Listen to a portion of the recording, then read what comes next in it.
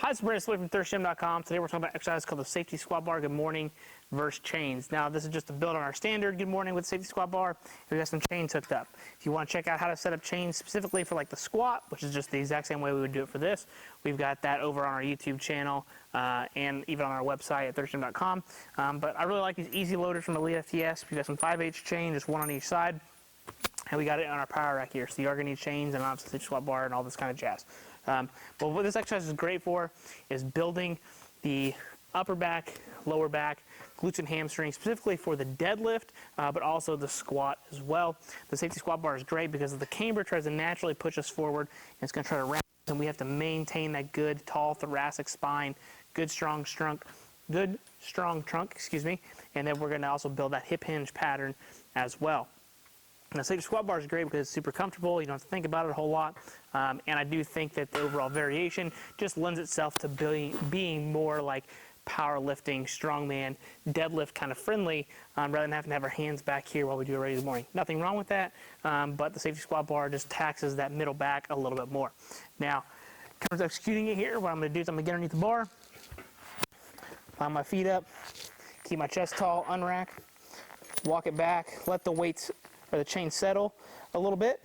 Got my feet about hip width, maybe even slightly in, slightly out. That's all personal preference, depending upon your deadlift stance and your squat stance and all that kind of stuff. I'm gonna make sure I can feel my heels, and I'm gonna push my hips back with a slight knee bend, keep my chest tall, should feel out my back, and I'm gonna drive my upper back into the bar as I go down. Come back up.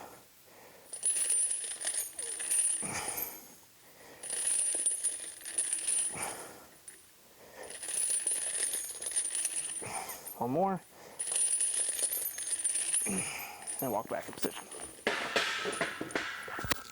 Now notice as I'm going down, I'm trying to get parallel to the floor or as close as I can, so long as I'm in a good, strong position here. I'm not going to lose my low back arch, so we don't want to be rounded here.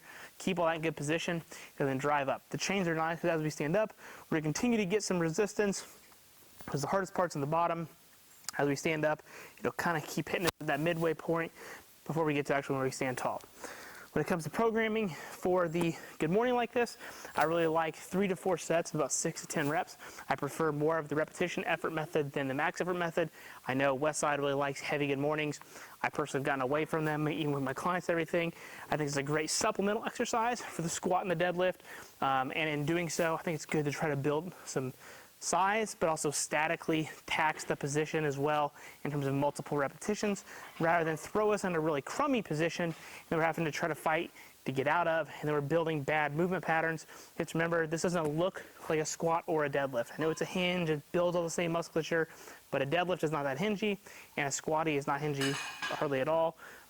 So we're using this to try to build positional awareness and train the musculature in a longer time and retention position that they normally would be in versus the actual exercise.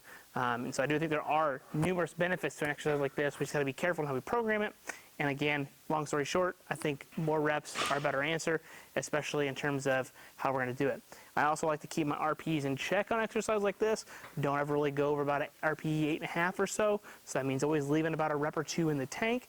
And I just try to have my athletes slowly build on an exercise like this over the course of training cycles. And if this exercise generally continues to improve, even with the RPE caps, then we know that our deadlift and our squat are likely going to see positional benefits, especially if we can be very specific in terms of how we're holding those positions when we're programming it. So again, you probably should do this exercise after you've squatted and or deadlifted. I would not start my traditional training day with this exercise. So if you got any questions about the safety squat bar good morning or anything like that, please feel free to leave it in the comment section. Thanks. Have a great day.